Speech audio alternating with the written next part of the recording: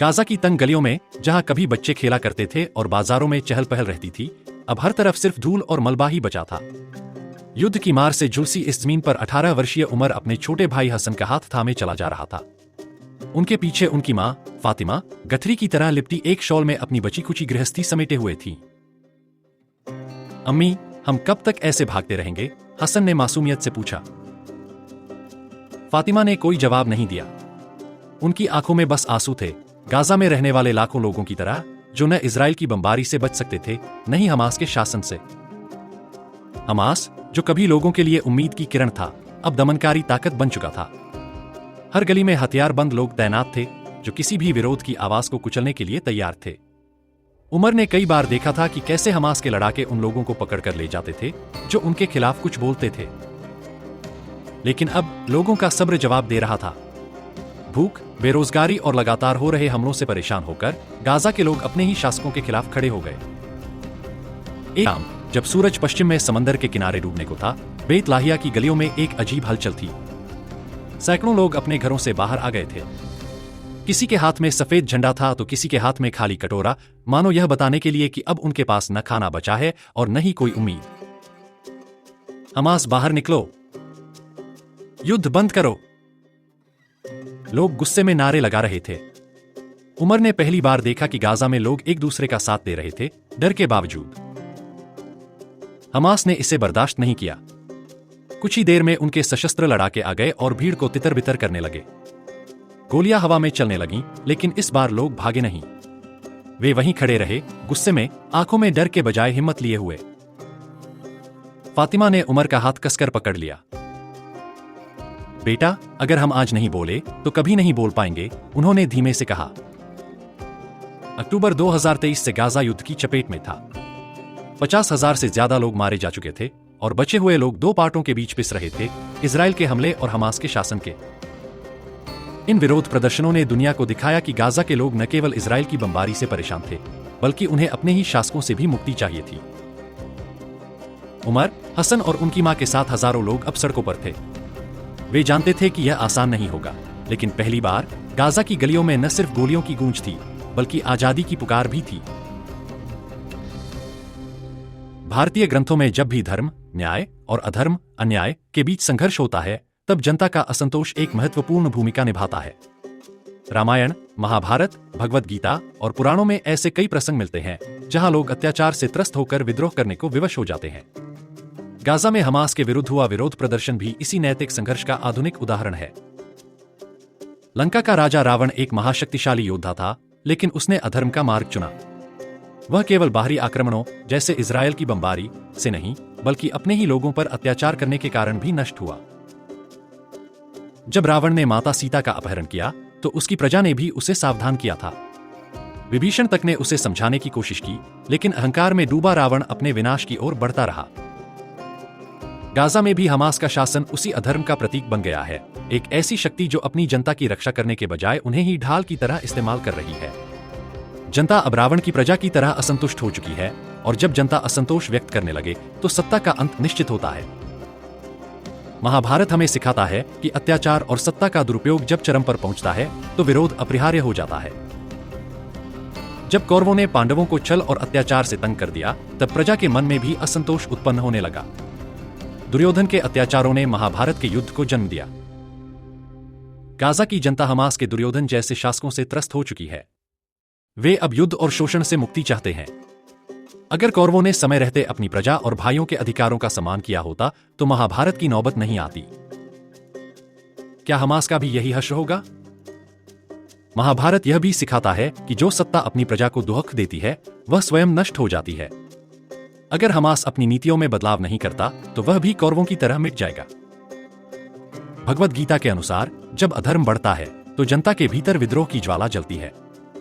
श्री कृष्ण ने अर्जुन से कहा था, यदा यदा ही धर्मस्य ग्लानिर्भवति भारत अभ्युत्थानमधर्मस्य तदात्मानं सृजाम्यहम्। अर्थ, जब जब अधर्म बढ़ता है और धर्म का नाश होता है, तब तब मैं स्वयं प्रकट होकर धर्म की रक्षा करता हूं। गाजा के हालात भी यही दिखाते हैं। जनता युद्ध और आतंक से त्रस्त होकर शांति और न्याय, धर्म की मांग कर रही है। हमास की भूमिका, क्या वह कंस और जरासंध की तरह है? भगवद गीता के अनुसार जो सत्ता आतंक और दमन के सहारे चलती है उसका अंत निश्चित होता है। कंस और जरासंध जैसे शासकों ने भी जनता को दबाने की कोशिश की, लेकिन अंततः वे श्रीकृष्ण और धर्म के मार्ग पर चलने वाली शक्तियों के हाथों नष्ट हो गए। क्या गाजा की जनता अपने कंस हमास के अंत की भूमिका लिख रही है? पुराणों में कई जगह उल्लेख मिलता है कि जब राजा जनता का ध्यान नहीं रखते तो लोग स्वयं विरोध करने के लिए उठ खड़े होते हैं। अग्निवेश पुराण में उल्लेख मिलता है कि जब राजा धर्म की रक्षा नहीं करता तो उसकी प्रजा विद्रोह कर सकती है। भागवत पुराण में बताया गया है कि जब अधर्मी राजा अत्याचार करता है तब ब्राह्मण, क्षत्रिय और सामान्य जन एकजुट होकर उसे उखाड़ फेंकते हैं। क्या गाजा में भी पुराणों की भविष्यवाणी सच हो रही है? अगर जनता अब संगठित होकर हमास के खिलाफ आवाज उठा रही है तो यह इस बात का संकेत है कि शासन अब अपने अंत की ओर बढ़ रहा है। क्या गाजा में धर्म और अधर्म का संघर्ष अपने अंतिम चरण में है? अगर गाजा के लोग इसी तरह आवाज उठाते रहे तो इतिहास गवाह है कि हर अन्यायी शासन का अंत अवश्य होता है। हमास को यह समझना होगा कि जनता की सहनशीलता अनंत नहीं होती। अत्याचार का घड़ा जब भर जाता है तो वह फूट ही जाता है। क्या गाजा में चल रहा संघर्ष वास्तव में एक नया युग लाने की तैयारी है? जैसे महाभारत के बाद द्वापर युग से कलयुग आया था, क्या यह संघर्ष भी किसी नए परिवर्तन का संकेत है? संस्कृत कहावत अत्याचारम परम धर्मम नाशाय कल्पते। अत्याचार चाहे कितना भी शक्तिशाली क्यों न हो, अंततः उसका नाश होता ही है। गाजा में हमास के खिलाफ जनता का विद्रोह रामायण और महाभारत के अत्याचारी पात्रों के पतन जैसा ही है। रावण ने जब अत्याचार किया तो उसकी प्रजा भीतर से असंतुष्ट हो गई थी। विभीषण ने भी उसे चिताया, लेकिन वह नहीं माना। कंस ने जनता और अपने ही परिवार पर अत्याचार किए, लेकिन अंततः वह श्री कृष्ण के हाथों मारा गया। गाजा में हमास का शासन भी यही प्रतीक प्रस्तुत करता है, जहां सत्ता जनता की रक्षा करने के बजाय उससे ही बंधक बना रही है। संस्कृत सूत्र संगच्छध्वन संवदध्वन संवो मनासी जानता हूं। हम सब मिलकर चलें, मिलकर बोलें और हमारी चेतना एक हो। वेदों में कहा गया है कि जब कोई समाज संगठित होकर अन्याय के खिलाफ उठता है तो वह एक सामूहिक चेतना कलेक्टिव कॉन्शियसनेस में परिवर्तित हो जाता है। गाजा के लोग भी अब केवल व्यक्तिगत रूप से नहीं बल्कि समूह में हमास बाहर निकलो के नारे लगा रहे हैं। यह भय से मुक्ति का प्रतीक है, जो किसी भी समाज के लिए आध्यात्मिक पुनर्जागरण का पहला कदम होता है। यह वही घटना है जब महाभारत में कौरवों के शासन के प्रति असंतोष बढ़ा और प्रजा पांडवों के समर्थन में आने लगी। संस्कृत श्लोक स एव मर्त्यो विधृतेव यस्तु नाना भवत्येक इति। जो व्यक्ति दमन में जीता है वह मृत के समान होता है, और जो स्वतंत्रता की ओर बढ़ता है वही वास्तव में जीवित है। गाजा के लोग हमास के शासन और युद्ध की बर्बादी से मुक्ति चाहते हैं। भगवद गीता कहती है कि जीवात्मा का स्वभाव स्वतंत्रता की ओर बढ़ना है। गाजा की जनता अब एक मानसिक और आध्यात्मिक दास्ता से बाहर निकलने का प्रयास कर रही है। यह आत्मा के मोक्ष की तरह है, जो तभी संभव है जब व्यक्ति अपने बंधनों को तोड़कर आत्मजागरण की ओर बढ़े। से शांति की ओर बढ़ना भी भारतीय ज्ञान परंपरा में कलयुग से सत्ययुग की ओर संक्रमण का प्रतीक माना गया है। संस्कृत सूत्र चक्रम वृत्तम परिवर्त्ते। समय का चक्र सदैव परिवर्तनशील है। गीता में श्री कृष्ण कहते हैं कि कोई भी सत्ता शाश्वत नहीं होती। जब भी सत्ता अत्याचार का प्रतीक बनती है तो समय उसे उखाड़ फेंकता है। गाजा में हमास का विरोध यह दिखाता है कि अब काल चक्र घूम रहा है। यह वही संदेश है जो भगवान विष्णु के अवतारों से मिलता है। विष्णु जब भी अवतरित होते हैं, किसी पुरानी और अधर्मी सत्ता का अंत करके नई व्यवस्था की नींव रखते हैं। गाजा में हमास और जनता के बीच जो संघर्ष हो रहा है वह महाभारत के अंतिम युद्ध कुरुक्षेत्र की तरह प्रतीकात्मक रूप से देखा जा सकता है। महाभारत में दो पक्ष थे, एक अधर्म कौरव, दूसरा धर्म पांडव। गाजा में भी दो पक्ष हैं, एक हमास जो सत्ता में है और दूसरी जनता जो अब विद्रोह कर रही है।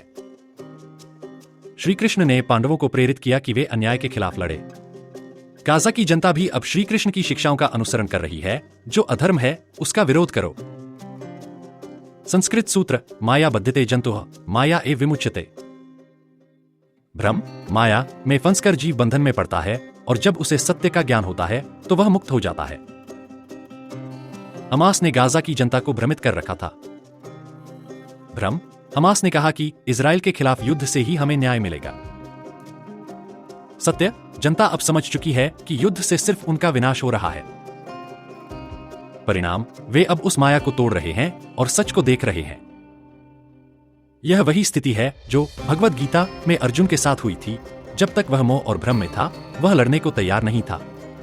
लेकिन जब श्री कृष्ण ने उसे ज्ञान दिया तो उसने धर्म युद्ध का संकल्प लिया। क्या गाजा की जनता एक नए भविष्य की ओर बढ़ रही है?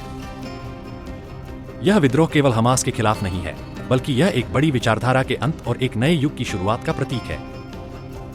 आधुनिक राजनीति में सामाजिक अनुबंध, सोशल कॉन्ट्रैक्ट की अवधारणा बताती है कि जनता और सरकार के बीच एक मौन समझौता होता है।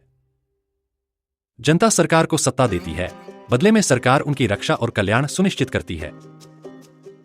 जब कोई सत्ता इस अनुबंध को तोड़ देती है, जैसे कि हमास ने किया, तो जनता को यह अधिकार होता है कि वह उस सरकार के खिलाफ विद्रोह करे। गाजा में क्या हो रहा है? हमास ने जनता को सुरक्षा, आर्थिक स्थिरता और बुनियादी सुविधाएं देने के बजाय युद्ध, आतंकवाद और जबरदस्ती का शासन लागू कर दिया। अब जनता महसूस कर रही है कि यह अनुबंध टूट चुका है, इसलिए वे सड़कों पर उतरकर विरोध कर रहे हैं। यह लोकतंत्र और जवाबदेही, डेमोक्रेसी अकाउंटेबिलिटी के सिद्धांत का प्रतीक है। मनोविज्ञान के अनुसार जब कोई समाज लंबे समय तक दमन का शिकार रहता है, तो उसकी प्रतिक्रिया आमतौर पर 3 चरणों में होती है। स्वीकार्यता, एक्सेप्टेंस, लोग सत्ता के नियमों को मान लेते हैं। असंतोष, डिससैटिस्फैक्शन, धीरे धीरे लोग महसूस करने लगते हैं कि वे एक अन्यायपूर्ण व्यवस्था में रह रहे हैं। विद्रोह, रिवोल्ट, जब दमन असहनीय हो जाता है तो लोग सत्ता को चुनौती देने के लिए तैयार हो जाते हैं। गाजा में क्या हो रहा है? गाजा की जनता अब तीसरे चरण, विद्रोह, में प्रवेश कर चुकी है। यह मनोवैज्ञानिक रूप से वही प्रक्रिया है जो अरब स्प्रिंग में देखी गई थी, जहां तानाशाही सरकारों के खिलाफ जनता ने विद्रोह किया। यह दमन और स्वतंत्रता, ऑपरेशन लिबरेशन, के संघर्ष का प्रतीक है। आधुनिक समाजशास्त्री पावर साइकिल थ्योरी बताते हैं कि कोई भी सत्ता हमेशा के लिए नहीं रहती। सत्ता का एक चक्र होता है: उत्थान, स्थिरता, भ्रष्टाचार, पतन। जब कोई सत्ता भ्रष्ट और अत्याचारी बन जाती है तो वह जनता का समर्थन खो देती है और धीरे धीरे गिरने लगती है। गाजा में क्या हो रहा है? हमास भी अब इस चक्र के, भ्रष्टाचार और पतन के चरण में आ चुका है। यह शासन के अंत और नई व्यवस्था, रेजीम चेंज ट्रांसफॉर्मेशन, का प्रतीक है। आज की दुनिया में सूचना शक्ति है। सोशल मीडिया और डिजिटल क्रांति ने जनता को सशक्त बनाया है। 2011 के अरब स्प्रिंग में सोशल मीडिया ने सरकारों के खिलाफ विद्रोह को फैलाने में बड़ी भूमिका निभाई। गाजा में भी लोग अब अधिक जागरूक हो रहे हैं और युद्ध और कट्टरता के खिलाफ आवाज उठा रहे हैं। गाजा में क्या हो रहा है? हमास की सत्ता इस धारणा पर टिकी थी कि जनता को दबाकर रखा जा सकता है। लेकिन अब इंटरनेट और वैश्विक मीडिया के कारण लोग सच्चाई को देख रहे हैं। वे समझ रहे हैं कि उनकी दुर्दशा का कारण सिर्फ बाहरी ताकतें नहीं, बल्कि आंतरिक तानाशाही भी है। यह डिजिटल जागरूकता और सशक्तिकरण, डिजिटल अवेयरनेस एम्पावरमेंट, का प्रतीक है।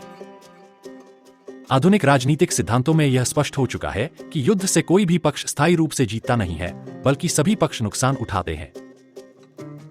यूरोप में द्वितीय विश्व युद्ध के बाद देशों ने यह समझ लिया कि युद्ध की जगह कूटनीति और विकास पर ध्यान देना ही असली समाधान है। आज इजराइल हमास युद्ध में गाजा के लोग इस सच्चाई को महसूस कर रहे हैं। वे देख रहे हैं कि युद्ध से सिर्फ उनकी जिंदगी और खराब हुई है। गाजा में क्या हो रहा है? जनता अब युद्ध और कट्टरता से तंग आ चुकी है और शांति और विकास की मांग कर रही है। यह युद्ध के अंत और शांति की खोज, end of war search for piece, का प्रतीक है। फ्रांस की क्रांति 1789 और भारतीय स्वतंत्रता संग्राम 1947 जैसे ऐतिहासिक आंदोलन यह दिखाते हैं कि जब जनता परिवर्तन चाहती है तो कोई भी ताकत उसे रोक नहीं सकती। समाजशास्त्री इसे सामाजिक पुनर्जागरण, सोशल रिनेसांस, कहते हैं, जहां लोग एक नई सोच को अपनाने लगते हैं। गाजा में क्या हो रहा है? गाजा की जनता अब आतंकवाद और संघर्ष की विचारधारा से शांति और प्रगति की विचारधारा की ओर बढ़ रही है। यह नए सामाजिक पुनर्जागरण, न्यू सोशल रिनेसांस, का प्रतीक है। क्या गाजा का विद्रोह नए वैश्विक विचारों की शुरुआत बन सकता है? अगर हम भारतीय ज्ञान और आधुनिक विचारों को मिलाकर नए समाधान तैयार करें तो यह विद्रोह सिर्फ एक संघर्ष नहीं रहेगा, बल्कि एक नई विचारधारा का जन्म बन सकता है। महाभारत में श्री कृष्ण ने कहा, यह तो धर्मस्ततो जय।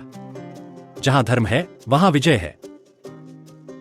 लेकिन धर्म केवल पूजा पद्धति नहीं है, बल्कि सत्य, न्याय और लोक कल्याण का नाम है। धर्म को सत्ता या संप्रदाय के नियंत्रण से बाहर निकालकर सामाजिक न्याय का रूप दिया जाए। हर समाज को यह अधिकार हो कि वह न्याय संगत शासन की मांग कर सके, चाहे वह किसी भी धर्म का क्यों न हो।